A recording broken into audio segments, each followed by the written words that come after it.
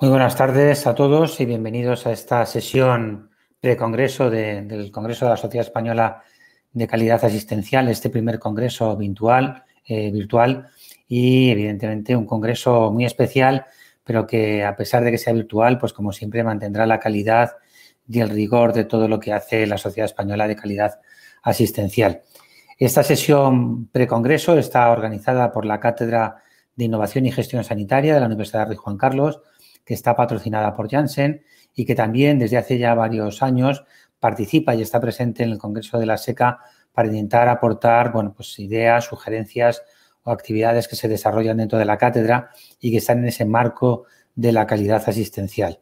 Este año, y pensando un poco en la situación que tenemos, en la pandemia que estamos viviendo, evidentemente nos parecía que era muy importante también hablar cómo abordar toda esta situación de lo que tiene que ver con la calidad asistencial y con la seguridad del paciente dentro de este marco de la pandemia, ¿no? Hemos querido poner un título muy provocador, ¿no? Intentando, cómo lo podemos abordar, cómo se pueden resolver las cosas desde este punto de vista.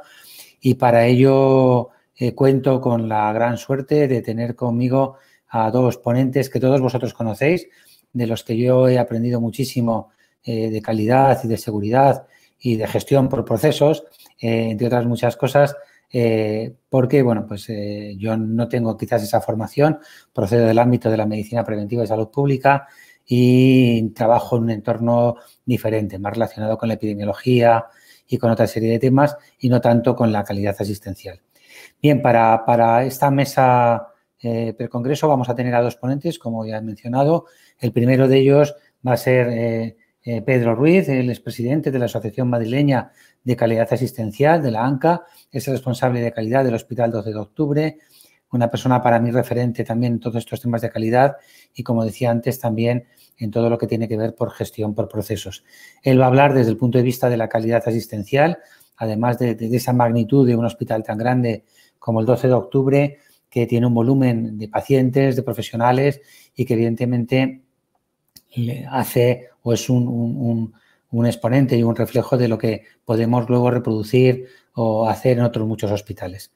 Después, cuando acabe Pedro, procederé a presentar a Alberto Pardo para la segunda ponencia y luego ya nos juntaremos los tres para, poder entrar en un debate.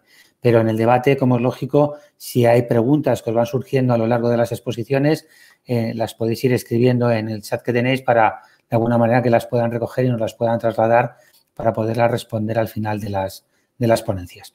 Y sin más, ya dejo la palabra a Pedro Ruiz para que haga la primera de las presentaciones sobre el punto de vista de la calidad asistencial en este nuevo paradigma, en este nuevo abordaje de la situación de la pandemia. Pedro, muchas gracias y cuando quieras. Muchas gracias y buenas tardes a todos. Para mí es una suerte poder estar aquí en esta mesa en nombre de ANCA y yo me voy a centrar en algunos aspectos sobre los que hemos estado trabajando dentro de la Asociación Madrileña de Calidad Asistencial. Hemos intentado durante todo este tiempo, hasta ahora, y todavía seguimos, en la elaboración de una serie de documentos que pudieran servir de ayuda, de apoyo para la gestión de este tiempo que hemos iniciado desde el comienzo de la pandemia, pasando por la desescalada y llegando a este periodo que, desgraciadamente todavía no hemos superado, pero que ya tenemos que ir pensando en cómo abordar futuras situaciones de múltiples víctimas, como es el caso de esta pandemia. A ver cómo pasamos.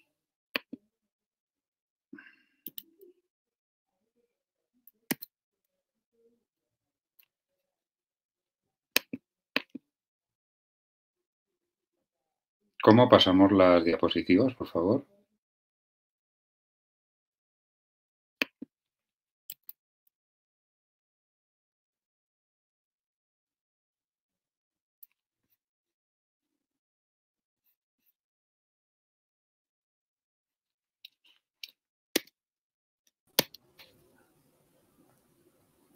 Un poco de ayuda porque no sé cómo pasar la diapositiva.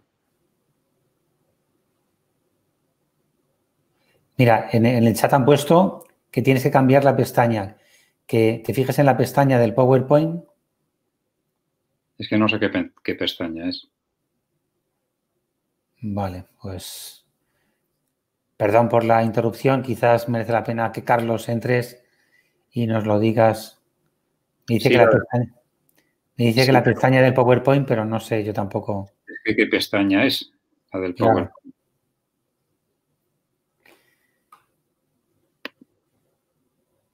A ver, perdonad, Carlos, si me oyes. A ver, me dice que pasemos a Alberto. A ver, si me oye Carlos, ¿cuál, Carlos, puedes entrar y decirnos rápidamente cómo es?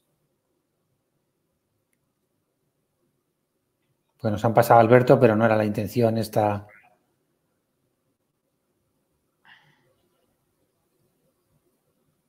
Vamos a ver si desde el apoyo técnico nos pueden decir cómo puede pasar.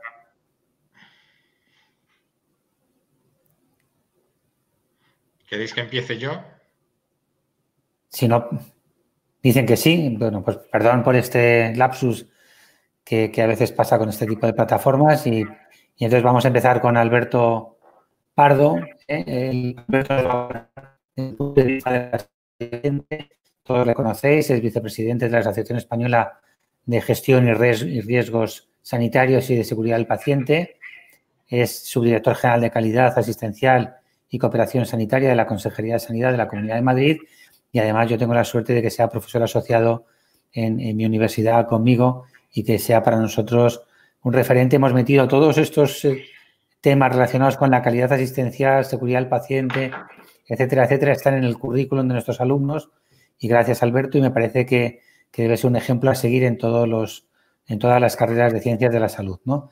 Tener una persona como Alberto para hablar de esto, pero hay muchas personas que dentro de la SECA o de ANCA, etcétera, etcétera, que también lo pueden hacer y que merece la pena que os metáis ahí en las universidades para formar a los futuros profesionales. Y nada más por mi parte, Alberto, cuando quieras, siento este lapsus. Muchísimas gracias, Ángel, y espero que a mí me funcione la presentación. En primer lugar, pues agradecer a Ángel el apoyo a través de la universidad y de la Cátedra de Innovación y Gestión Sanitaria, el habernos dado cobertura para hacer esta sesión en la que, como él ha comentado, y en relación a la pandemia, queríamos dar la visión de dos asociaciones científicas. Por un lado, la Asociación Madrileña de Calidad Asistencial, ANCA, cuyo presidente es Pedro, y yo, que soy el vicepresidente de la Asociación Española de Gestión de Riesgos Sanitarios y Seguridad del Paciente, que se denomina en acrónimo AEGRIS.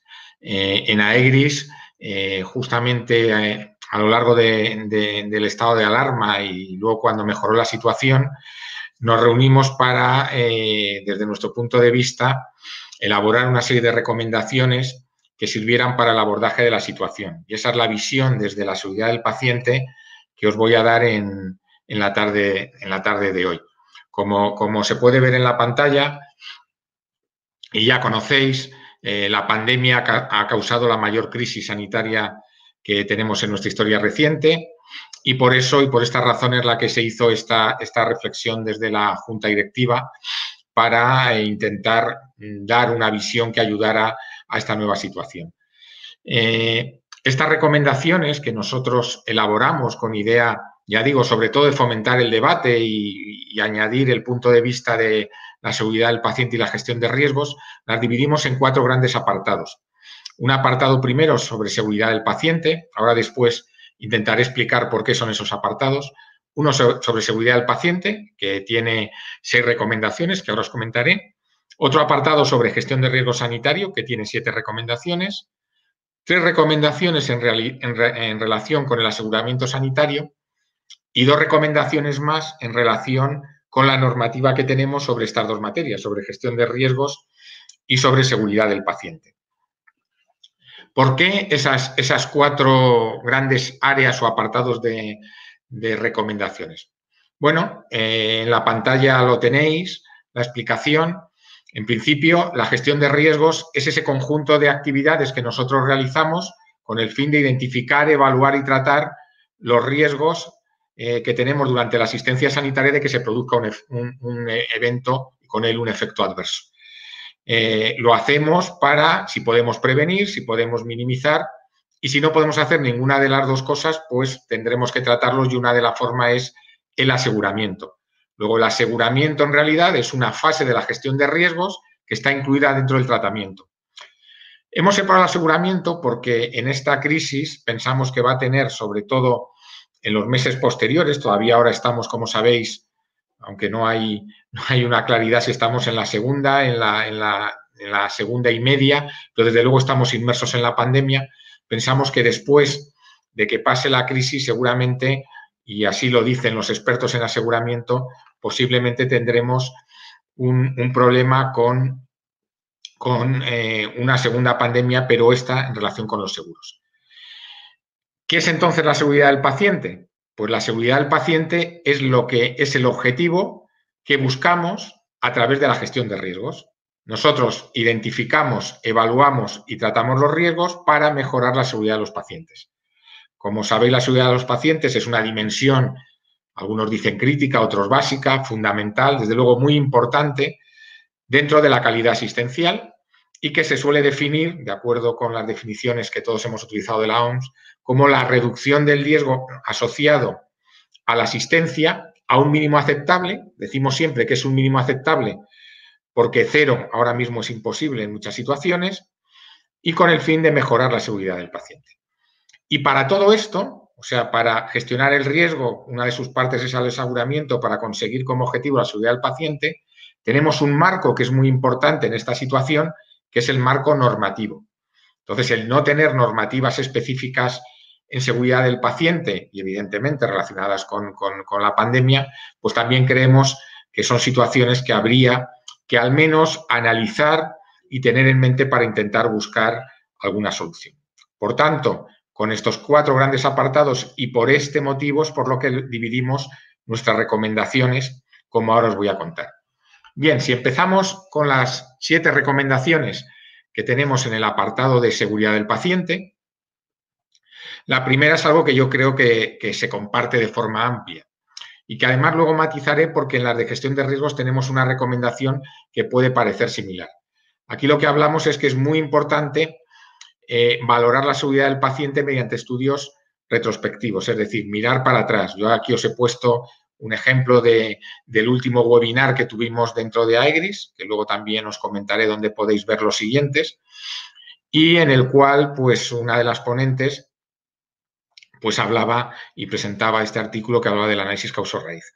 Lo importante siempre en seguridad del paciente, como sabéis, siempre lo decimos, no es buscar el culpable, sino buscar las causas. Porque si buscamos las causas podremos poner soluciones. Y en ese caso creemos que en este tema de la pandemia tendremos que buscar los riesgos en todos los niveles que podamos encontrar. Ya sea a nivel, digamos, directo de asistencia por los profesionales a los pacientes, pero también los organizativos y los estructurales. Yo creo que esa es una recomendación compartida por todos y que ya digo que luego volveré a comentar con un matiz diferente, porque creemos que esto es uno de los aspectos críticos que tenemos que utilizar para mejorar.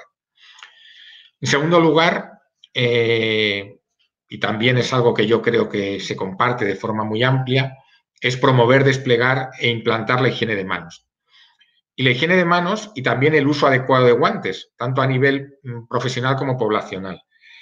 La higiene de manos no se discute tampoco, es la principal herramienta que tenemos para la prevención y el control de la transmisión, en este caso del virus, pero también de otras infecciones. De hecho, cuando tenemos crisis en cualquier unidad clínica, una de las primeras, si no la primera y la más importante actuaciones es perfeccionar, potenciar la higiene de manos. En esto ya sabéis que también, y aquí queremos hacer también un recordatorio a que la higiene de manos, para que sea efectiva, se tiene que hacer en los 5 momentos y sobre todo con la técnica correcta, porque yo creo que uno de los problemas que estamos teniendo con la higiene de manos es que, si bien ahora mismo todo el mundo está utilizando la higiene de manos, es muy discutible pensar que todo el mundo lo está haciendo de forma correcta. De hecho, yo hago pruebas pues cuando voy a tomar un café en el trabajo y veo a alguien en la máquina y tal, y le veo que hace higiene de manos y le pregunto si sabe hacer la higiene de manos de forma correcta y la verdad es que no lo saben hacer, ¿no? Entonces, a mí esto me recuerda un poco lo que pasó con el consentimiento informado, en el cual todo el mundo complementa el consentimiento informado por el motor de pensar que eso le va a evitar una reclamación jurídica, o si la tiene, que le va a evitar que sea condenado, y es un mal motor.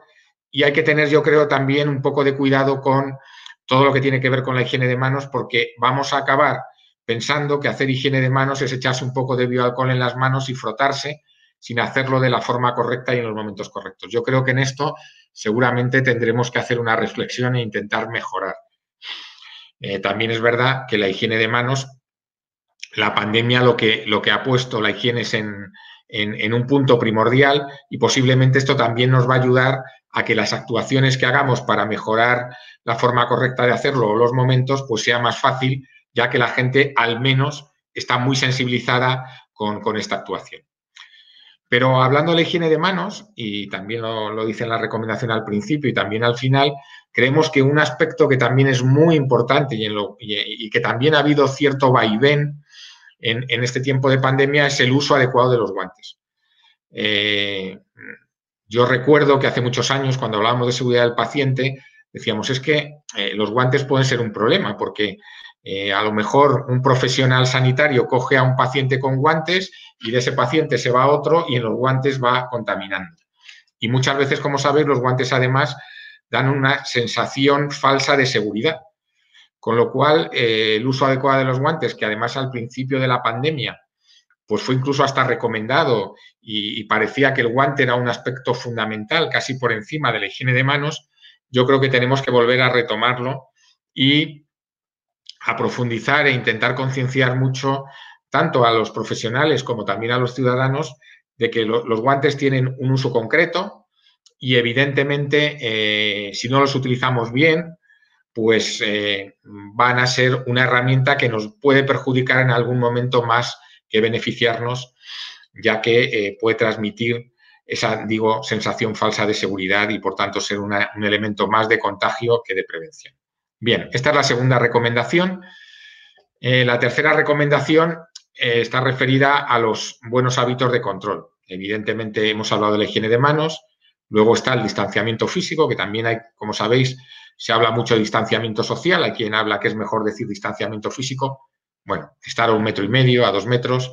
La distancia con las personas con las que estamos, unido a la ya citada higiene de manos y, por supuesto, al uso de mascarillas, pues son las medidas que ahora mismo podemos utilizar. Y en este sentido, nosotros también hacíamos la reflexión de que es muy importante utilizar bien estas herramientas.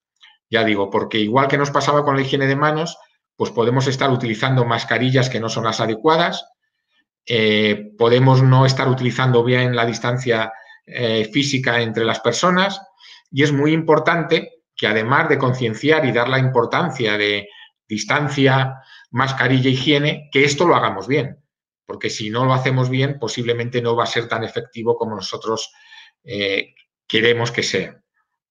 En el sentido, como sabéis, y es como termina la recomendación, estas medidas de barrera son esenciales para el control de la transmisión del virus. Pero vuelvo a repetir, siempre que se hagan de forma correcta, ¿no? La cuarta recomendación tiene que ver con la detección del virus. También es una recomendación quizá muy repetida, en el cual pues siempre estamos hablando de que es fundamental la detección, el diagnóstico y el seguimiento de la infección activa, tener claros quiénes son las personas que están infectadas, qué contactos tienen, y para ello, evidentemente, tenemos que utilizar las herramientas que tenemos a base de test, ya sea un tipo de test, ya sean PCRs, pero aquellos que estén determinados de forma específica por las autoridades, en este caso, los expertos en preventiva, y todo ello, evidentemente, para poder conocer y monitorizar las condiciones epidemiológicas de la población. Volvemos a decir lo mismo que antes. Esto también es algo que claramente está encima de la mesa, que todo el mundo lo tiene en cuenta, pero que a veces, cuando hacemos la reflexión, tenemos la sensación de que no tenemos la claridad suficiente en qué momento y qué tipo de test tenemos que utilizar para el diagnóstico y el seguimiento. En quinto lugar está la recomendación y como veis todas estas están muy dedicadas a los profesionales y también a los ciudadanos, de definir y proveer de equipos de protección individual, los famosos EPI, ¿no? Aquí, evidentemente, tuvimos una crisis al principio, ahora yo creo que ha mejorado, pero en cualquier caso creemos que es necesario reflexionar sobre el tener claro la identificación de cuáles son las necesidades que tenemos, qué profesionales son los que lo tienen que hacer, cómo se le pueden suministrar y qué stocks tenemos que tener para poder afrontar una situación de estas. Queremos también señalar que esto a veces no es fácil, porque es verdad que estamos hablando de una pandemia que es una situación excepcional, que seguramente si hubiéramos hecho hace un año un ANFE, pues lo hubiéramos visto como un riesgo muy grave, pero muy, muy, muy infrecuente y posiblemente no le hubiéramos dado la situación que ahora tiene. Entonces, es muy importante que consigamos determinar claramente qué stock necesitamos. Pero junto a esto, hay otro elemento que es fundamental en la utilización de los EPIs, que es la formación y el entrenamiento. Es decir, identificar los EPIs, tener stocks, que son los que necesitemos, y luego la correcta formación y entrenamiento. Incluso también creemos que se debe analizar si hay alguna posibilidad de reprocesamiento o no. Ya sabéis que en la fase aguda de la pandemia pues hubo muchas dificultades y hubo muchas formas de reutilizar los EPIs.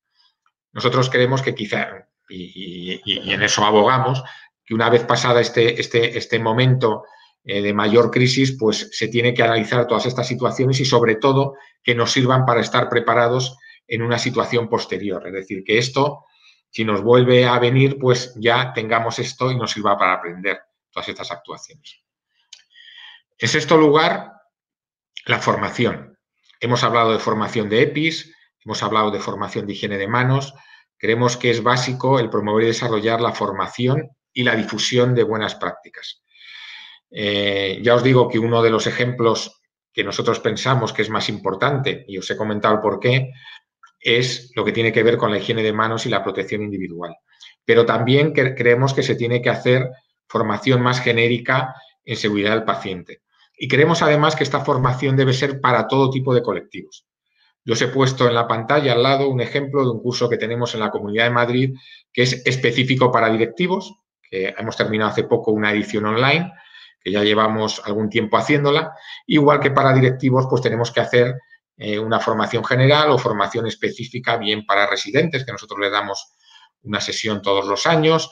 En fin, que la formación en seguridad del paciente es crítica, que ahora mismo tenemos claro que hay algunos aspectos que son más importantes, pero que nos gustaría que se formara de forma básica a todos los profesionales y que los ciudadanos también, a través de las escuelas de pacientes o por cualquier otra iniciativa similar, tuvieran esa oportunidad de estar formados. Y todo ello, como veis en la pantalla, para evitar mitos, miedos, para garantizar que todos sepamos lo que hay que hacer y podamos trabajar de una forma adecuada. Bien, a partir de aquí vienen las recomendaciones en gestión de riesgos. La gestión de riesgos, como os he comentado, es lo que hacemos para mejorar la seguridad del paciente y, como os decía, comparte una primera recomendación comparte parcialmente una primera recomendación con las de seguridad del paciente. Y es analizar a nivel de los niveles de gestión, a través de la macro, la meso y la micro, qué es lo que ha ocurrido, porque evidentemente tan importante saber lo que ha pasado como que eso nos sirva para aprender y mejorar. Ahí tenéis el ejemplo de la publicación en el Lancet de la necesidad de una evaluación. Nosotros, evidentemente, decimos lo mismo que os comentaba antes. No abogamos porque se busquen culpables, abogamos porque se busquen causas que nos sirvan luego para mejorar, porque lo peor de la seguridad del paciente es tener crisis y no aprender para que no te vuelva a pasar. Bien. En segundo lugar, un aspecto que a nivel de gestión de riesgos y a nivel de organización nos parece también muy importante y que también al principio tuvimos algún problema, aunque también creemos que ahora hemos mejorado y aún tenemos un largo camino por delante, es reforzar la coordinación. Nosotros a veces cuando hablamos de coordinación estamos pensando mucho en primaria hospital y aquí hemos visto que hay otros ámbitos que son también muy importantes. Evidentemente todo lo sociosanitario o evidentemente la salud pública o los servicios de emergencias. También aquí podríamos hablar de las farmacias o de cualquier otro elemento asistencial que es fundamental. Evidentemente, en una situación de crisis, y esto ya lo vamos a tener yo creo todos claro, la descoordinación es uno de los problemas que podemos tener. Y evidente también es pensar que en estas situaciones de coordinación lo que tenemos que intentar es utilizar las vías que nos van a permitir aumentar la coordinación. Y luego hablaré un poco de la digitalización o de lo que esperamos sobre este camino. Luego, la segunda recomendación tiene que ver con la coordinación. La tercera es la infraestructura organizativa en seguridad del paciente y en gestión de riesgos. Os he puesto en la pantalla, la imagen que tenéis es la estructura organizativa que tenemos en la Comunidad de Madrid. Tenemos una estructura central en la macro, con un observatorio regional, con unas unidades directivas que son los que llevan la estrategia de seguridad y fijan objetivos para la organización. Tenemos en la meso unidades funcionales de gestión de riesgos, equivalentes, los podríamos llamar comités, comisiones de seguridad del paciente o de gestión de riesgos, y tenemos también acciones planificadas. Y luego a nivel micro, desde unos años trabajamos con tener responsables por cada uno de los servicios, tenemos actuaciones operativas y todo esto lo alineamos a través de objetivos, del cual tenemos feedback de lo que vamos consiguiendo y todo envuelto pues por lo que os he contado, la formación, algunas herramientas de análisis y sobre todo la cultura. Yo creo que desplegar una estructura organizativa es básico porque cuando estás en una pandemia no lo puedes hacer. En ese momento hay otras situaciones que te llevan por delante y si tú consigues tener una buena estructura organizativa, si tienes una cultura de seguridad, evidentemente eso no te va a cubrir totalmente de que venga un tsunami o una gran ola que te lleve por delante, pero evidentemente estarás mucho más preparado para afrontarla. En ese sentido, pues nosotros recomendamos que se haga una reflexión sobre cuál es la organización que se tiene, que se aproveche para mejorar y que en cualquier caso, y es evidente cuando viene una situación de este tipo, pues creemos que hay que buscar también que la estructura organizativa pueda enlazar con los responsables, los expertos, las personas que llevan la coordinación del COVID a cada uno de los niveles.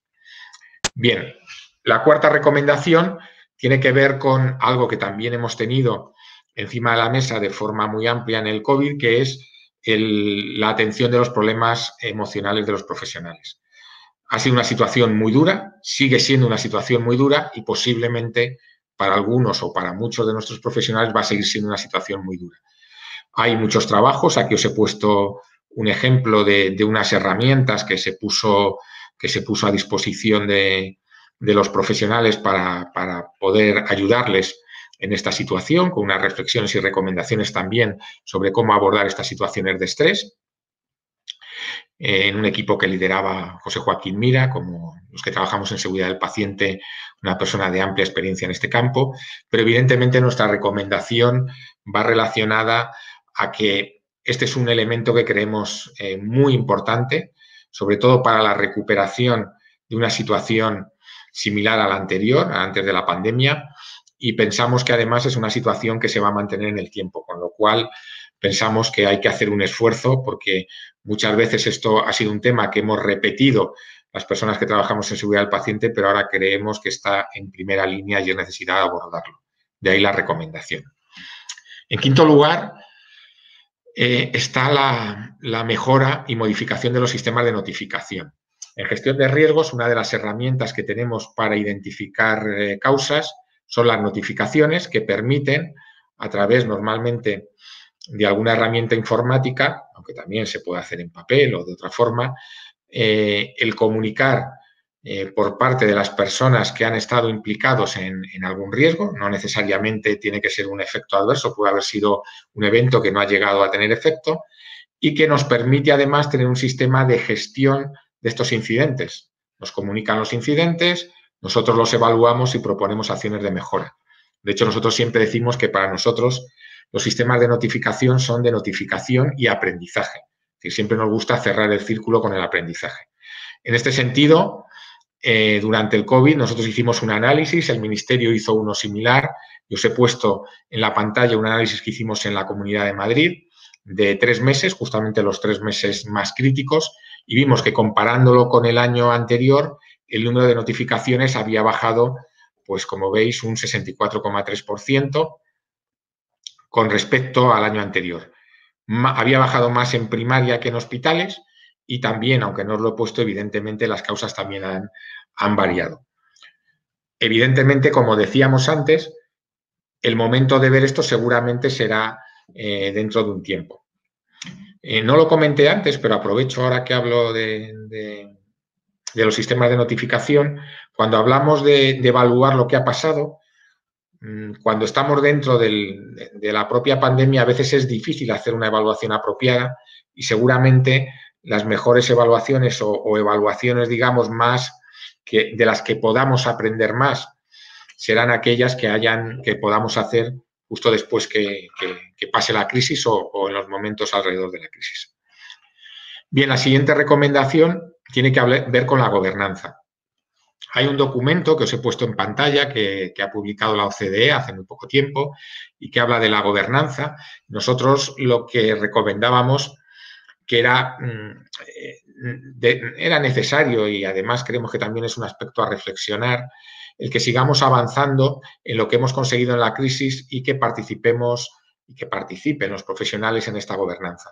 Y además he cogido un hallazgo, una recomendación clave que viene en el informe de la OCDE, que viene a reforzar lo que os estoy comentando y que ellos dicen que no existe un modelo ideal de gobernanza de la seguridad del paciente. Es decir, esto quiere decir que nosotros durante esta crisis hemos aprendido muchas cosas, hemos cambiado mucho y seguro que Pedro, cuando ahora nos hable de las recomendaciones desde el punto de vista de calidad, nos hablará de cómo se puede o cómo se ha adaptado nuestros centros a través de planes a lo que hacemos, y ahí creemos que la gobernanza de la seguridad del paciente es muy importante y que seguramente no hay un solo tipo de gobernanza, sino que tiene que ser una gobernanza adaptada a las situaciones de cada uno.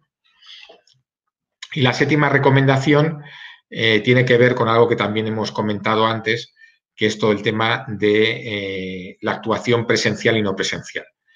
Evidentemente, yo creo que la crisis nos ha enseñado, y de ahí nuestra recomendación, a que hay que optimizar los actos asistenciales presenciales.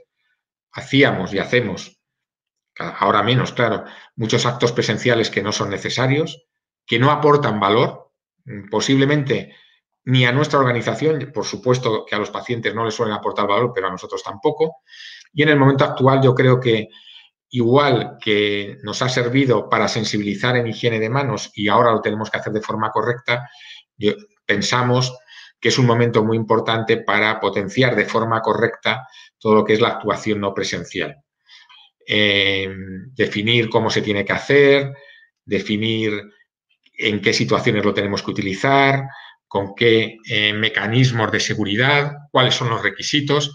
Como veis, hay ya incluso algún artículo publicado sobre su utilización en el seguimiento de estos pacientes. Y evidentemente creemos que este es un cambio que ya era necesario, que ya iba a llegar, pero que posiblemente la pandemia lo ha acelerado. Bien, estas son las recomendaciones de seguridad del paciente, y ahora vienen recomendaciones que yo conozco menos, pero que os voy a comentar porque son más del ámbito de mis compañeros de AEGRIS, que son del ámbito del seguro y del ámbito jurídico, ¿no? Las recomendaciones del aseguramiento, la primera tiene que ver con la protección de los profesionales. He rescatado una imagen que publicó Diario Médico sobre qué compañías de seguro cubrían las diferentes comunidades autónomas. Como veis, hay variación. Es verdad que hay alguna compañía que digamos que se ha expandido más. Si viéramos este mapa a lo largo de los años, pues los colores también hubieran cambiado, pero lo que nosotros reflexionamos es que es muy importante esta protección a los profesionales y que se pueda, además, definir en qué casos se corresponde lo que ha ocurrido con un accidente de trabajo o con una enfermedad profesional. Como sabéis, ahora mismo este también es un debate que está encima de la mesa. Se considera accidente de trabajo y nosotros pensamos que habría que reflexionar, como dicen también, por ejemplo, algún colectivo profesional, en que estas situaciones se consideraran enfermedad profesional. La siguiente recomendación dentro del aseguramiento sanitario tiene que ver con la posibilidad de establecer un fondo de compensación. Ahora mismo, como sabéis, en nuestro país estamos cerca del 1 millón de contagios. Es verdad que no todos los pacientes que son positivos han sido enfermos, pero imaginaros que solamente con que un 10% o un 5% presentara reclamaciones, estamos hablando de 50.000 o 100.000 personas. Evidentemente, esto afectaría al mundo del seguro, pero también afectaría las posibilidades que se tiene de tener un resarcimiento adecuado. Por eso proponemos que se valore y se reflexione sobre el establecer un fondo de compensación, igual que ha habido en situaciones, digamos, que han producido crisis similares, incluso yo creo que, no creo, incluso mucho menores. Por ejemplo, pues lo que pasó con transfusiones de sangre contaminada o por el recordado aceite de colza, en el cual se establecieron mecanismos por los cuales cuando había que dar una indemnización, pues había un sistema especial que evitaba que tuviéramos que ir por el mundo del aseguramiento que tenemos con compañías de seguro. Aunque, como veis también en pantalla, haya compañías que también han tenido la sensibilidad de trabajar en este camino. Y la tercera es también una reflexión para poner encima de la mesa una situación que tiene que ver con el aseguramiento y que es con la posibilidad, que sabemos que es difícil por cómo está determinado la actuación del Consorcio de Compensación de Seguros, pero también la posibilidad de que se valore si de alguna manera estas situaciones podrían ser abordadas por ese consorcio. Tenemos que pensar que en general las compañías de seguros también tienen una posibilidad máxima de indemnizar o de afrontar estos riesgos, y estas son unas situaciones extraordinarias que pueden provocar, por un lado, una gran cantidad de procedimientos y reclamaciones que puedan llegar a dificultar y a enlentecer mucho su gestión, y por otro lado podemos tener también problemas en cuanto a que haya detrás una posibilidad económica o no de compensar. Por eso es esta reflexión, igual que la anterior, en la que creemos que se tiene que valorar desde el mundo del aseguramiento qué posibilidades se tienen que dar, sobre todo para esto que os contamos antes, que es que pensamos que después de esta pandemia va a venir una posible pandemia relacionada con las reclamaciones económicas y el aseguramiento. Y ya para ir terminando, dos recomendaciones que yo voy a pasar también, ya que no es mi campo, a comentar. En primer lugar, sobre normativa, elaborar una ley específica sobre seguridad del paciente. Esto, aunque no es mi campo, es algo que llevamos pidiendo las personas que trabajamos en seguridad del paciente desde hace mucho tiempo. El Ministerio y SECA, concretamente, han tenido reuniones, en algunas yo también he participado y por eso lo conozco, en relación a promover el que pueda haber una normativa específica sobre seguridad del paciente. Tenemos países cercanos como Italia que tienen normativa, y esto es muy importante porque la seguridad del paciente necesita, en nuestra opinión, que haya una normativa que permita adecuar lo que ocurre en este campo a las posibilidades que tenemos de aprender y mejorar. Y uno de los ejemplos claros siempre es la protección de la notificación. Si yo notifico que he hecho algo mal y por notificar que he hecho algo mal a mí me van a llamar en un juzgado y tengo la posibilidad de que me sancionen o que sea, digamos, penalizado por esta actuación, pues es muy posible que no lo haga. Sabéis que hay normativas que protegen esa notificación para que a través de la notificación podamos mejorar. Eso no quiere decir, evidentemente, que el proteger la notificación lo que produzca es que si yo he hecho algo mal ya no me puedan sancionar. No, lo que decimos es que la notificación en sí misma no se pueda utilizar para sancionar. Alberto, ¿vale? Perfecto, me queda la última transparencia.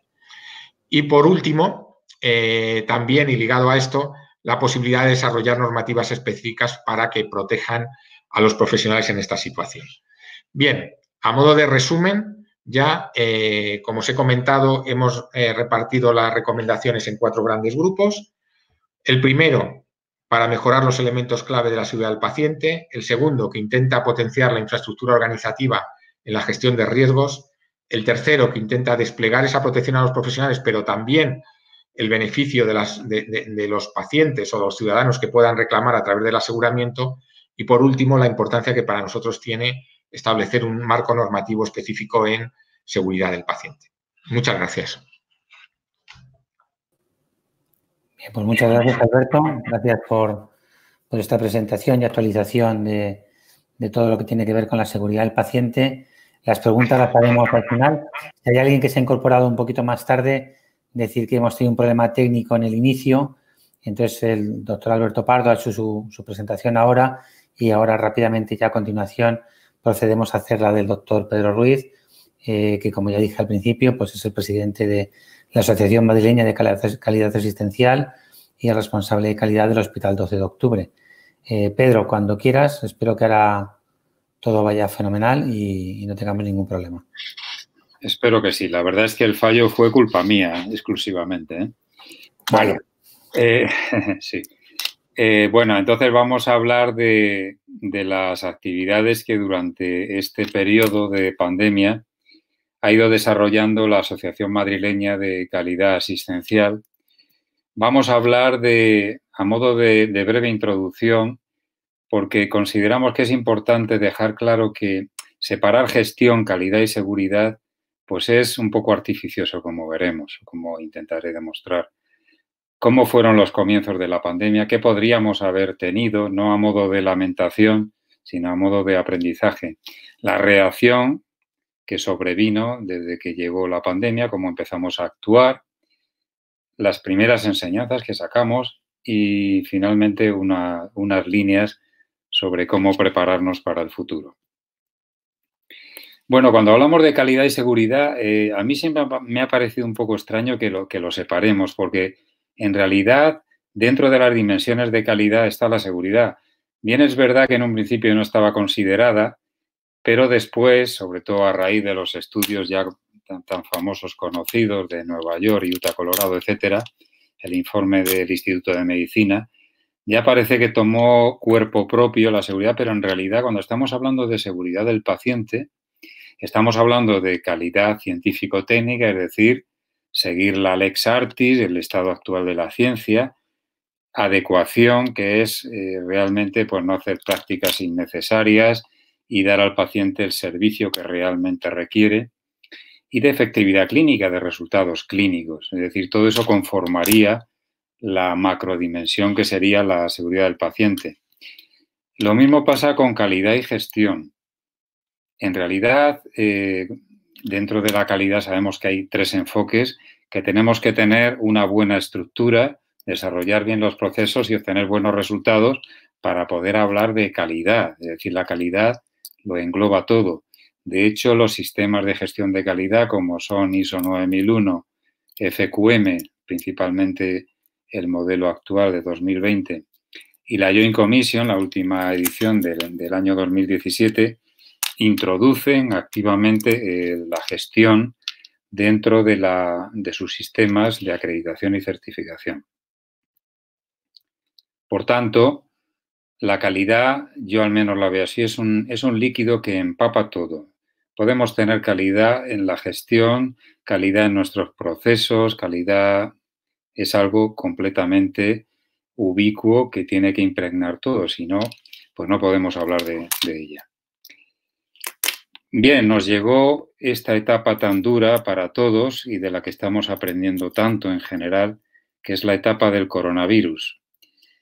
Y aunque parece que nos ha pillado de improviso, que no teníamos mucha idea de lo que podría pasar de esta magnitud, sin embargo, si nos retrotraemos en el tiempo, tenemos estos comentarios de la directora general de la Organización Mundial de la Salud, que ya en el brote del SARS del año 2003 ya decía que estuvimos a punto de claudicar por aquel entonces, que tuvimos suerte y que el hecho de que viniera una situación parecida, ya fuera por SARS o por otra infección, era algo que lo veía como inminente y que era una amenaza y que teníamos que estar preparados.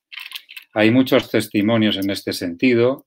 Por ejemplo, el de Robert Bester, el virólogo experto, que hablaba de que la naturaleza eventualmente va a desafiar de nuevo a la humanidad con un equivalente al virus de la influenza del año 1918.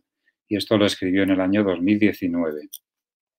O Jeremy Kodinky, en el que decía en el año 2017, este es un experto de asistencia de desastres externos de Estados Unidos, que una nueva gran crisis sanitaria global era una cuestión de cuándo, no de sí, es decir, lo daba como hecho que iba a suceder, y añadió que el virus sería comparable al de la pandemia del año 1918. Y a mí me vino a la cabeza esto, ¿no? Cuando vimos cómo se fueron desarrollando los primeros acontecimientos desde que se produjo el primer caso en Wuhan, cómo lo veíamos como muy distante. Bueno, esto es algo asiático, parece que es en China, en todo caso los países circundantes, pero ya en enero ya teníamos algún caso ya en Estados Unidos y en Europa también. Incluso en España, el 31 de enero, hubo un turista alemán, como sabemos, que se infectó con el COVID. Pero todavía eran pocos casos, lo veíamos ligero y, bueno, un poco emulando a este texto atribuido a Bertolt Brecht, pues realmente vamos viendo que pues el peligro se va cerniendo en nuestro entorno y pensamos que nunca va a llegar a nosotros. Y cuando ya llega, pues nos encontramos con esto, con un tsunami, y ya resulta difícil de poder afrontar de una manera organizada, sino ya es la guerra, ¿no? Como hemos visto. Estas son escenas, pues mascarillas, como vemos en China, desabastecimiento en un mercado, en un supermercado de Alemania, controles exhaustivos en los aviones en Ucrania, tiendas de campaña en Verona como apoyo asistencial, y esto que vimos inmediatamente en nuestros centros, una sobrecarga impresionante que hizo que en un momento determinado pues ya era muy difícil seguir atendiendo a los pacientes, ¿no? ¿Y qué teníamos en los centros? Pues teníamos cosas como estas, planes de catástrofes externas. Este fue uno que hicimos hace mucho tiempo. La verdad, le echamos muchas horas, participó muchísima gente en nuestro hospital. Se organizó muy bien, incluso se habilitaron kits de materiales preparados para estos eventos. Se hicieron algunos simulacros, pero la realidad es que cuando llegó la hora de la verdad nos habíamos relajado y esto pues no sirvió de nada, ¿no? Bueno, pues este es el grupo de la Junta Directiva de ANCA en el que me honro pertenecer. Y yo esto lo veo en este momento como una especie de conjunción de astros, una oportunidad para poder desarrollar pues estos trabajos que han intentado, en cierto modo, pues ayudar en la medida de lo posible a organizar un poquito algunos aspectos en la pandemia. Pido perdón porque la persona que está a la izquierda, Anabel Fernández, no estaba en la foto y la he tenido que añadir. Ella es un miembro también de la Junta Directiva. Pues bien, vimos claramente que lo primero, y sobre todo cómo se estaban haciendo las cosas, incluso en los centros, ¿no? Era necesario sacar un documento que hablara de la gobernanza, principalmente en la pandemia. Cada uno se organizaba un poco como podía, de manera rápida, sin un plan preestablecido para atender a este tipo de situaciones, ¿no? Por tanto, el primer documento que sacamos era relacionado con esto. El segundo era cómo desarrollar de manera ordenada la desescalada. Y ahora estamos terminando un documento que son las líneas estratégicas que pondré a continuación sobre las lecciones que hemos ido sacando en esta pandemia y cómo podríamos hacer frente en el futuro para intentar mitigar o incluso evitar en cierta medida el desarrollo tan tremendo de situaciones como lo que hemos vivido y estamos viviendo. Este es el primer documento que salió el 23 de marzo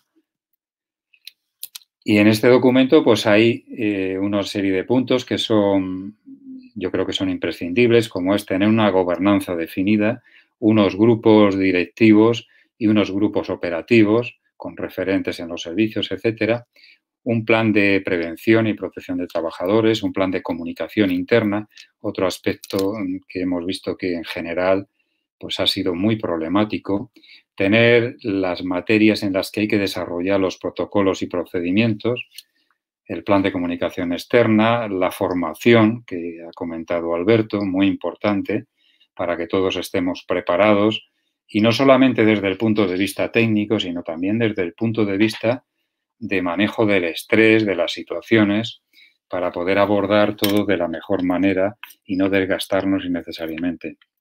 El plan de apoyo emocional, un listado de verificación, que esto lo tuvimos de una propuesta de los CDC europeos, y por último una serie de documentos de referencia oficiales del Ministerio y de la Comunidad de Madrid.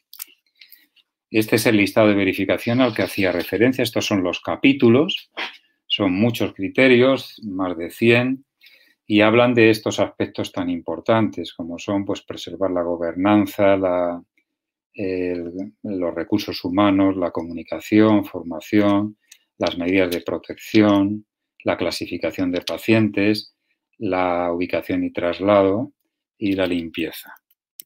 Están desarrollados con una serie de criterios. Este en concreto es el del capítulo 1 y habla de aspectos relacionados con el equipo de trabajo, con los contactos internos, cómo comunicarnos con las personas de la organización que son referentes, o también los contactos externos que se tienen que llevar a cabo, pues, para comunicación de contactos, etcétera, etcétera. Esto es una manera de verificar que las cosas realmente las estamos haciendo bien. Este es un punto que sí que hemos echado en falta en muchos documentos, el hecho de esta verificación necesaria, que aunque estamos en una situación tremenda, que es una situación casi de guerra, pero tenemos que asegurar unos mínimos para que las cosas se hagan con una cierta garantía. Y todos los centros nos dedicamos, pues, a hacer muchos procedimientos, muchos protocolos, muchos vídeos, mucha información que a veces incluso cuesta localizar, como es este caso, ¿no? Que hay mucha información, pero al clínico que tiene una duda, pues le cuesta realmente localizarlo, ¿no? Aunque hay documentación muy buena realmente y hemos elaborado, pues, muchos documentos muy valiosos, ¿no? Y también hemos trabajado en la historia clínica electrónica en todos los centros para definir cohortes de pacientes infectados, no infectados, los que están pendientes de resultados. Incluso hay una llamada aquí, por ejemplo, para pacientes que requieren la utilización de las tablets para comunicación con la familia. Se han establecido también alertas de pacientes infectados, etcétera, que han servido un poco de referencia para localizar, pues, los tipos de pacientes y estar atentos a tomar las medidas necesarias. Estas son muchas medidas que tampoco voy a entrar en detalle. Los laboratorios, los servicios de farmacia han trabajado activamente en desarrollar sistemas de alerta para los profesionales, perfiles de petición de pruebas para no tener que dedicar mucho tiempo, sino que según el tipo de paciente automáticamente se podrían pedir un conjunto de pruebas, establecer incluso con sistemas modernos como Machine Learning, a través de biomarcadores de seguridad de bioquímicos en la urgencia para diferenciar pacientes COVID de gripe, por ejemplo. Es decir, que todos hemos ido trabajando en una serie de medidas que han facilitado el trabajar de una manera mejor en cuanto a la gestión de pacientes y el conocer también algunos aspectos que nos van a facilitar esa mayor seguridad. O en farmacia para hacer las cosas más sencillas, para que los pacientes no tengan que ir al hospital a recoger la medicación, o hacer un seguimiento de posibles complicaciones como esta de la cloroquina, etcétera, con el intervalo QT, etcétera. Otro punto importante también es que hemos trabajado prácticamente sin evidencia, ha sido un empirismo casi absoluto en las prescripciones a nuestros pacientes, ¿no? ¿Y esto realmente es correcto? Pues probablemente hemos sido o han sido las personas que tenían esta responsabilidad demasiado tolerantes, ¿no? Se ha apelado a ese excepcionalismo y realmente a lo mejor podríamos haber controlado un poquito más, ¿no?, esta evidencia científica para canalizar las iniciativas de investigación, aunque fueran con estudios inicialmente descriptivos, y incluso ensayos clínicos también, pero a lo mejor las primeras conclusiones podían haber salido de estos estudios descriptivos en los que participaran varios centros, ¿no?, para obtener una N suficientemente importante. Coordinar estos esfuerzos y exigir unos estándares mínimos, ¿no? Esto realmente se ha echado en falta. Hemos utilizado muchos medicamentos y probablemente con una reflexión y una valoración de la evidencia podríamos haberlo hecho en menor medida. Y tenemos fuentes fiables como esta de la Cochrane, en la que nos da recomendaciones de diferentes aspectos de la enfermedad con la evidencia disponible. ¿Y qué echamos de menos probablemente en esta primera etapa, ¿no?, en el brote agudo, en este brote tan tremendo que sufrimos? Pues hubiera estado bien disponer de un observatorio con gran peso en la salud pública, ¿no?, para preparar realmente a los técnicos y además dejarles hacer, es decir, que tuvieran un gran peso, más la parte técnica que la parte política. Disponer de suficientes profesionales y recursos materiales, con la utilización adecuada y con la coordinación mayor para evitar el desgaste de los profesionales y utilizar otros profesionales que en la fase más aguda, pues muchos de ellos estaban prácticamente con los brazos cruzados, ¿no? Disponer de un órgano científico para promover estudios coordinados y para seleccionar, lo que hemos hablado, llegar de la información que nos ha llegado tan extensa al conocimiento. Y también hemos echado en falta, pues, un plan de múltiples víctimas, centrado lógicamente en la pandemia, con el despliegue necesario para que los centros estuvieran mínimamente preparados y hubiera ya una gobernanza ya establecida para llevar a cabo todos los procesos necesarios. Este es el segundo documento que sacamos el 2 de mayo de 2020 con el ánimo de facilitar esta segunda etapa de desescalada, hacerlo de manera ordenada y evitar riesgos innecesarios.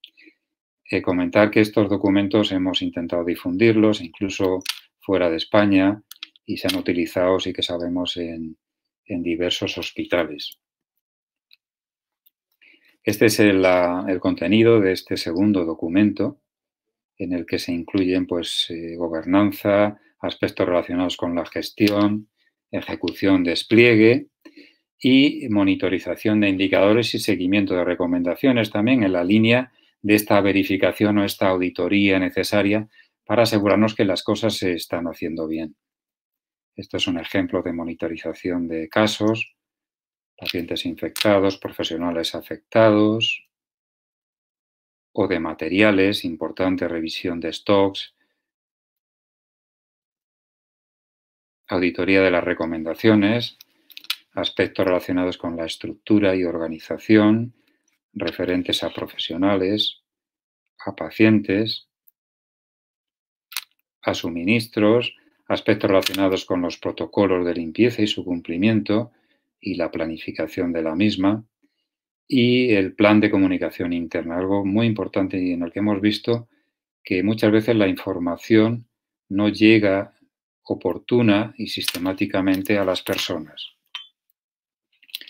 Sí que quería comentar un proyecto que me parece muy importante que han desarrollado en el Vall d'Hebron, en concreto César Llorente y Rosa Majón. Pedí autorización a César, que es amigo, para simplemente comentarlo.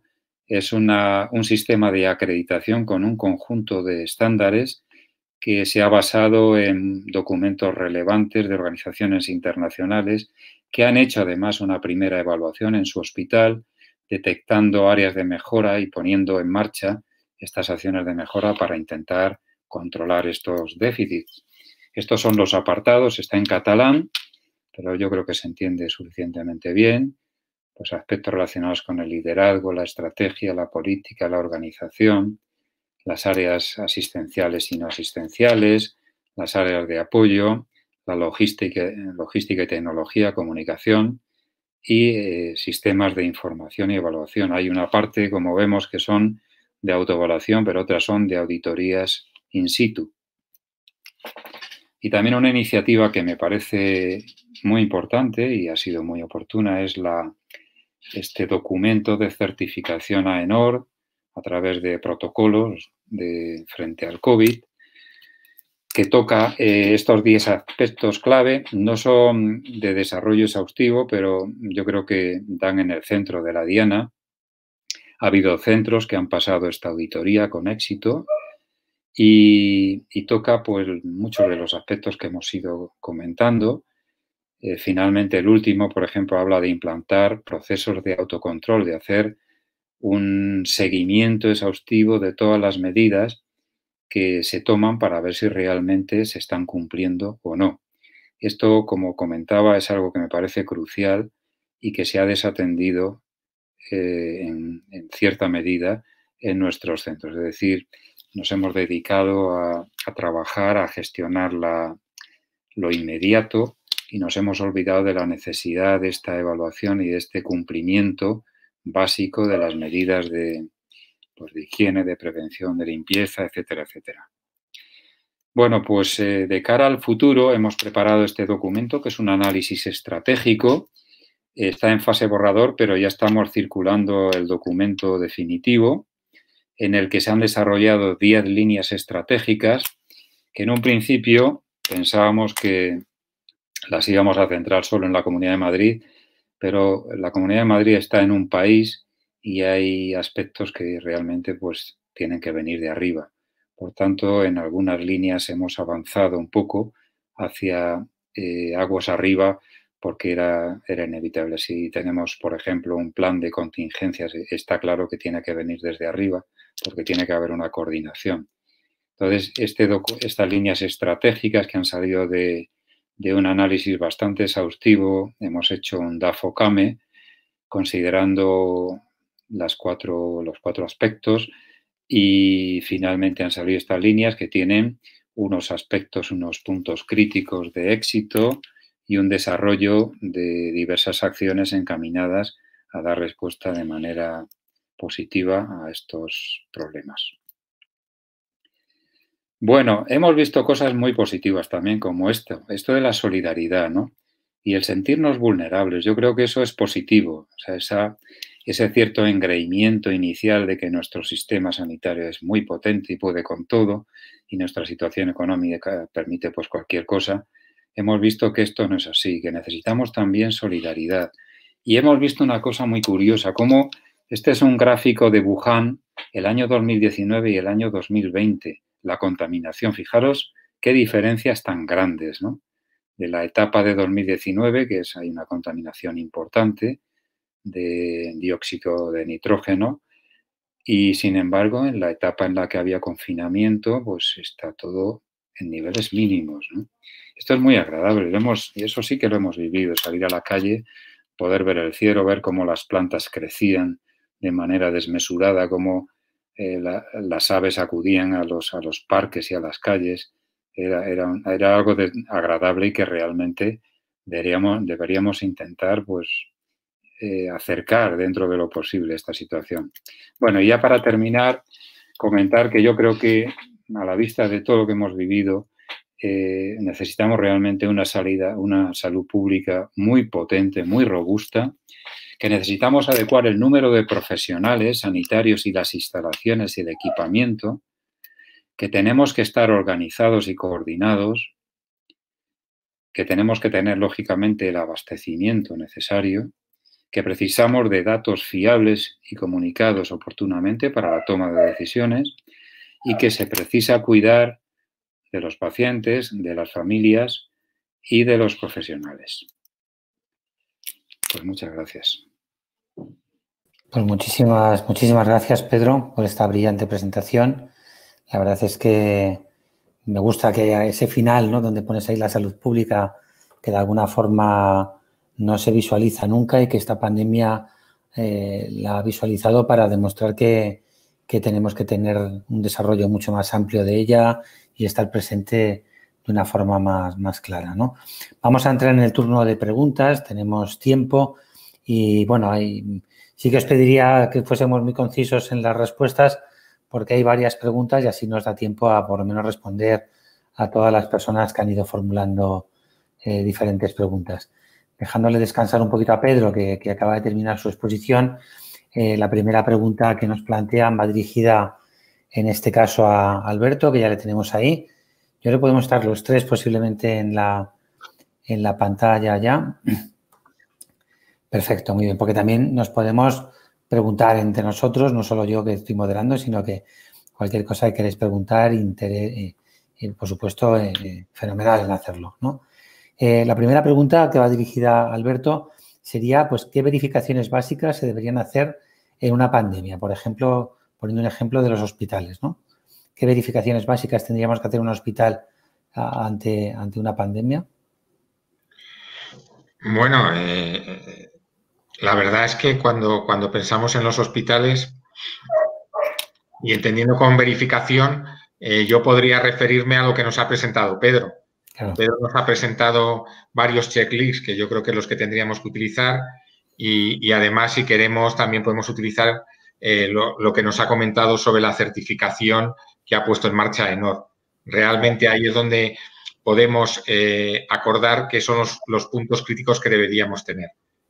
Yo creo que es muy difícil ahora que yo os enumere todos los aspectos, pero yo recomendaría que, como ha dicho Pedro, haya grupos de expertos que establezcan esos checklists y que además se usen. Y luego, además, que exista la posibilidad de que haya una verificación externa de que eso lo estamos cumpliendo, que es lo que realmente hace AENOR o el sistema de acreditación que nos ha comentado Pedro o otros que hacen otras organizaciones, ¿no? Madrid Excelente, por ejemplo, también tiene un sistema similar o hay sistemas similares en Andalucía. Y en otra pregunta también para ti, Alberto, nos dice que en la gestión de riesgos se puede establecer una red de servicios por nivel de complejidad para garantizar la seguridad del paciente, no solo para pacientes COVID, sino posiblemente para todos los pacientes, aunque no sean COVID, ¿no? Sí, bueno, yo creo que en seguridad del paciente lo que tenemos que tener, como he intentado comentar, es una infraestructura. Evidentemente, la infraestructura lo que tiene que tener, por un lado, es unas responsabilidades, unas personas que sean responsables, tiene que tener unas acciones que tienen que desarrollar cada una de ellas y luego tiene que haber un sistema de interconexión entre los diferentes niveles, qué es lo que hace cada uno y cómo hace feedback de eso. Por ejemplo, pues en nuestro modelo a nivel asistencial tiene que haber una persona que coordine estos temas, se llame responsable, coordinador, referente. A nivel de la gerencia, en la mesogestión debe haber también personas responsables de unidades y acciones y también a la macro. Yo creo que tiene que ser una acción en red que, como decía antes, tiene que funcionar ya antes de que haya pandemias, porque cuando está la pandemia es muy difícil tener esto. Si no tienes una estructura bien montada, en ese momento es muy complicado. Bien, para Pedro hay una pregunta que nos plantea, es verdad que la calidad tiene muchas dimensiones, pero ¿hay alguna que se haya visto más afectada en la pandemia o se han visto afectadas todas por igual? Bueno, todas por igual no creo, ¿no? Se ha visto afectada, pues probablemente el tema de la seguridad. El problema que tenemos es que yo creo que la detección de situaciones problemáticas, pues en este tiempo ha bajado. Yo estuve mirando las notificaciones de mi hospital, hemos hecho algún análisis de causa raíz en esta época, pero nos hemos enterado por otros sistemas de que realmente pues no se han notificado. Nos hemos enterado pues por conocidos, por otros compañeros que nos lo han dicho, porque estaban muy agobiados, estaban preocupados casi exclusivamente por la supervivencia, ¿no? Es decir, poder atender a todos los pacientes, protegerse lo máximo posible dentro de las dificultades, etcétera.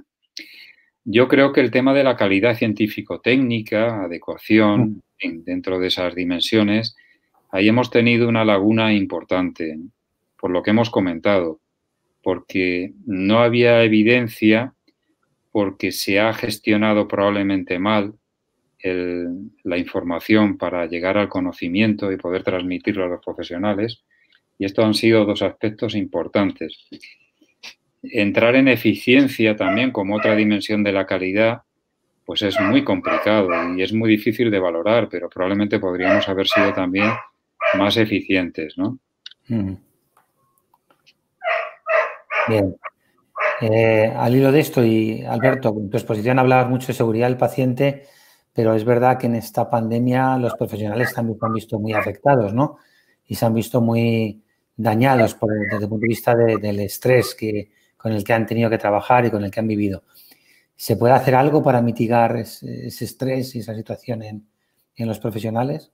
Sí, una de las recomendaciones, de hecho, que hacemos desde AEGRI es que hay que potenciar todo este apoyo al profesional.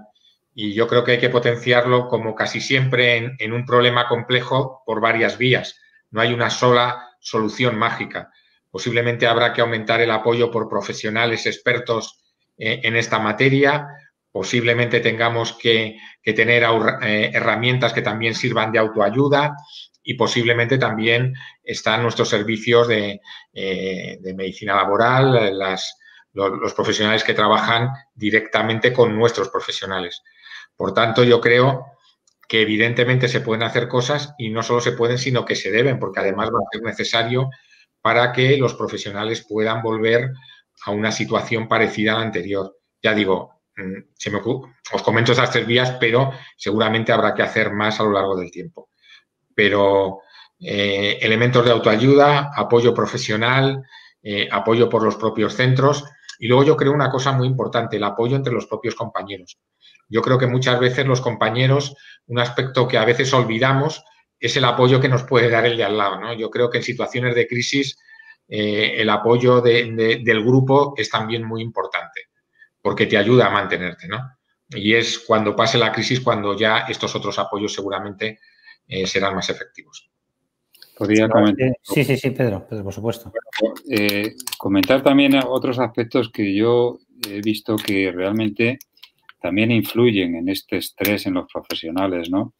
Como, por ejemplo, no están suficientemente informados, no tener información que fuera coincidente, a veces hay información contradictoria, a veces no sentir, pues a lo mejor un apoyo por parte de los líderes de los centros, que realmente pues tengamos toda la sensación de que vamos en el mismo barco. Y otro aspecto también que me parece importante es el aspecto ético, ¿no? La toma de decisiones a veces genera mucho estrés, y en parte también porque no estamos formados para poder comunicar malas noticias, el no tener a lo mejor un apoyo, como comentaba Alberto, también la importancia que tiene que haya apoyo de los profesionales, pero también para la toma de decisiones. El que no estés tú solo ante esta escasez de recursos y de camas de UCI, etcétera, para decidir si este paciente sí o este paciente no, sino que haya pues compañeros que te apoyen, o incluso comités de ética asistencial que te puedan echar una mano cuando hay conflictos éticos de cierto calado, ¿no? Sí, yo quería también añadir a lo que dice Pedro, que a veces tampoco pensamos en los gestores y directivos, ¿no? Yo no soy un gestor o directivo de un hospital, pero ellos también necesitan este apoyo. Todo esto que hemos comentado, ellos también tienen a veces esta situación, y tenemos que ver, yo creo, la pandemia como una afectación global de todos los profesionales que trabajan en un centro, ¿no? Que seguramente, yo por eso también decía que es muy importante el aprender entre todos y el ver esto más como una oportunidad de mejora. En cuanto podamos verlo así, seguramente eso ayudará también mucho. Por eso se llama pandemia, ¿no? Porque afecta a todos. A todos. Sí, pero a veces cuando hablamos de los profesionales parece que focalizamos mucho en un grupo, y yo estoy seguro que hay muchos otros grupos que también han tomado decisiones o han tenido lo que comentaba Pedro, la dificultad científico-técnica, la ética, y que han tenido que tomar decisiones a muchos niveles con gran dificultad, y que seguramente van a tener una afectación, que la están teniendo y que seguramente la tendrán después. Estamos de acuerdo. Mira, otra pregunta, en este caso de David Cantarero. Antes no he dicho, no aparecía quien preguntaba tal, pero bueno, en este caso es de David Cantarero, que es profesor de Economía de la Salud de la Universidad de Cantabria, y que le agradezco además que esté y que haga la pregunta. Dice, sin salud no hay economía, pero la economía impacta en la salud. Así que, ¿en qué medida es necesario reforzar sistemas de información y vigilancia y rapidez de respuesta del sistema? eso afecta negativamente a procedimientos de respuesta rápida y de coordinación. Y evidentemente hay que mejorarlo, ¿no? ¿Cómo podemos hacer para mejorarlo? Yo creo que casi se contesta solo, ¿no? Es una reflexión en la que todos estamos de acuerdo. Claro. Porque evidentemente, bueno, yo lo primero que quiero hacer también es una pequeña reflexión. En los momentos de crisis es muy difícil decidir, porque estás dentro de la crisis, ¿no? Yo creo que por eso decía antes, yo intentaba reflexionar en alto, de que cuando pase la crisis tendremos que evaluar y ver cuándo podemos mejorar. Y yo creo que es un momento muy bueno para evaluar. Evidentemente, lo ha dicho Pedro ahora mismo, nos hemos dado cuenta que hay sistemas de información que no tenemos o que los tenemos debilitados o que tendríamos que tenerlos más fuertes, como lo queramos ver. Seguramente estén debilitados y los tengamos que aumentar. Evidentemente, lo que tendremos que hacer es un muy buen análisis para saber qué es lo que tenemos que tener, porque muchas veces con los datos y con los indicadores tenemos tantos indicadores que no tenemos información, tenemos datos. Y lo que tenemos es que pasar del dato a la información. Por eso lo que tendremos que aprender es qué es lo que necesitamos para afrontar una nueva crisis y que no tengamos ahora una cosa que es muy española a veces, que es el péndulo, ¿no? Que pasamos de no tener información a tener exceso de información.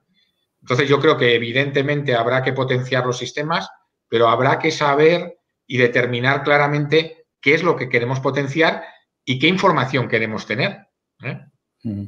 Ahora una pregunta un poco personal, Alberto.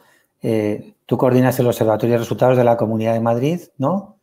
¿En qué medida, después de esta situación, de la pandemia y demás, qué cambiarías? ¿Qué harías? ¿Necesitáis incorporar más cosas? ¿Has visto que os falla en algo?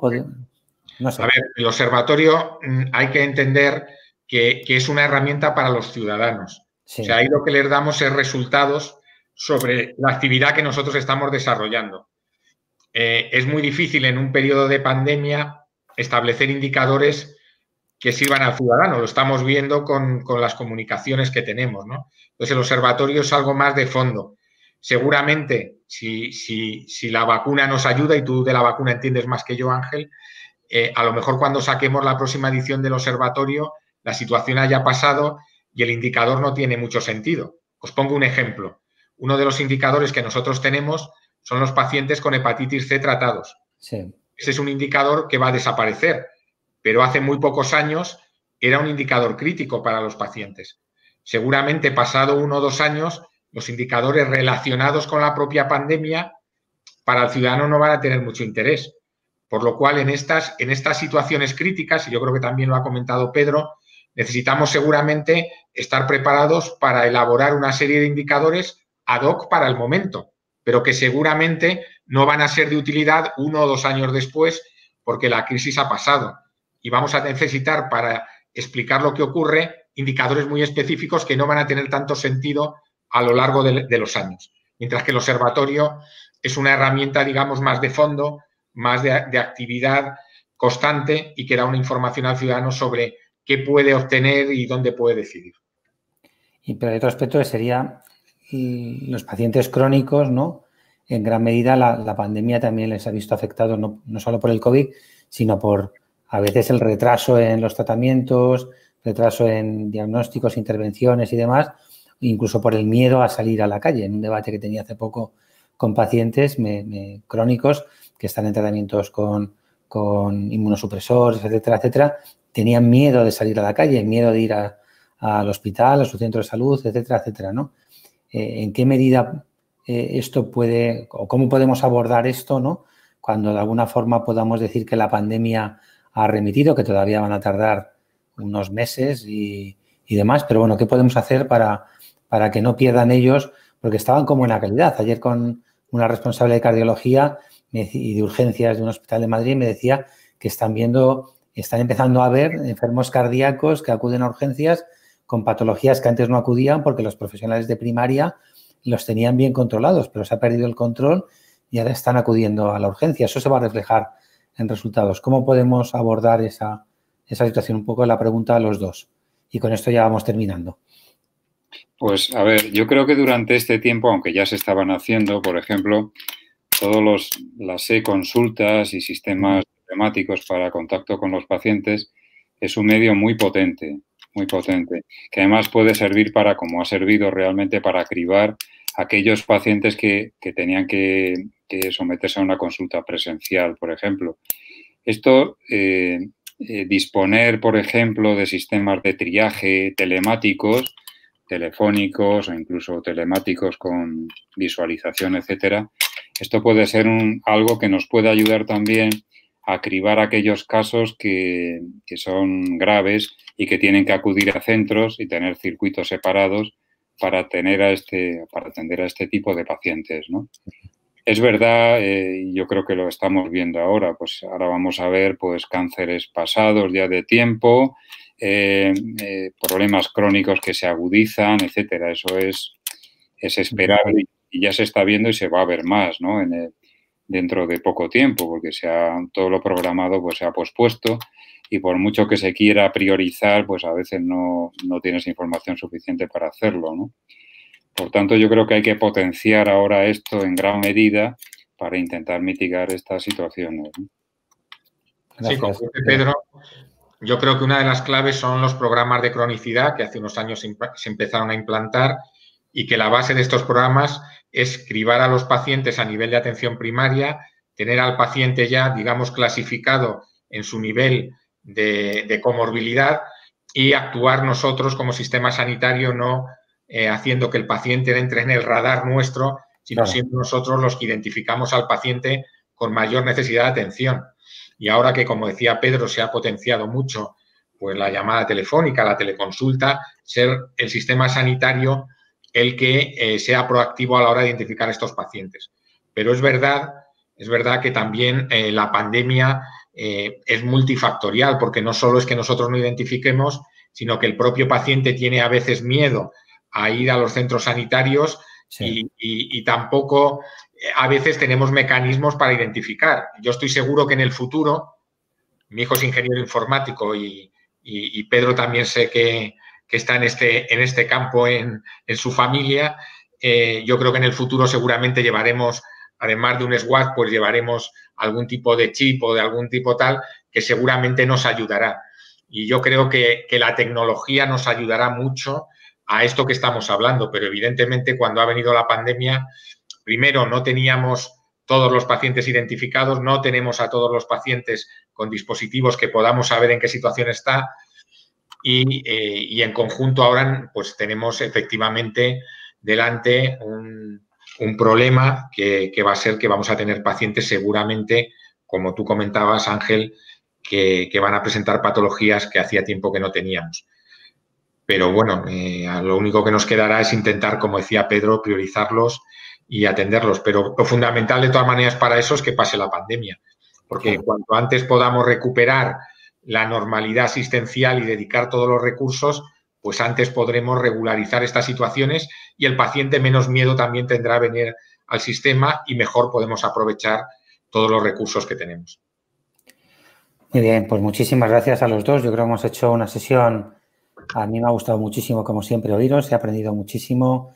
Yo creo que era un tema que no... De muchas cosas en las que ahora estoy presente, sesiones, mesas, webinars, etcétera, etcétera, quizás el abordaje de la calidad asistencial y de la seguridad del paciente no lo había tenido tan presente. Y yo creo que merece la pena que, en este caso, la SECA deje esta sesión ahí para que la puedan ver y oír a aquellas personas que no hayan podido estar y puedan disfrutar de vuestras presentaciones y aprender mucho como yo he aprendido. Solo me queda decir una cosa, decía Alberto el tema de las vacunas. Las vacunas van a tardar en llegar, yo espero que durante el año que viene, 2021, irán llegando progresivamente, pero no vamos a tener vacunas para todos y también vamos a tener que priorizar, ¿no? Va a ser un poco algo importante. Y con esto lo que quiero decir es que mientras tanto y se prioriza y se termina vacunando todo el mundo, no debemos olvidar todo lo que habéis dicho, higiene de manos, distanciamiento físico, los geles hidroalcohólicos, todas las mascarillas, todas estas medidas tienen que estar presentes y posiblemente vayan a estar presentes durante mucho tiempo del año 2021. Y si no las cumplimos, iremos mal. Tenemos que cumplirlas todos y, bueno, aprovechando vuestras palabras finales, entre todos está el que podamos eliminar esta pandemia y afrontar el resto de problemas de salud que tiene la población. Muchísimas gracias. Gracias a la SECA por dejarnos estar una vez más con vosotros, gracias a la Cátedra de Innovación y Gestión Sanitaria y a Janssen, que hace posible el que podamos tener estas mesas y estos debates. Gracias y que mañana disfrutéis con el Congreso, que mañana sigue. Hasta la próxima.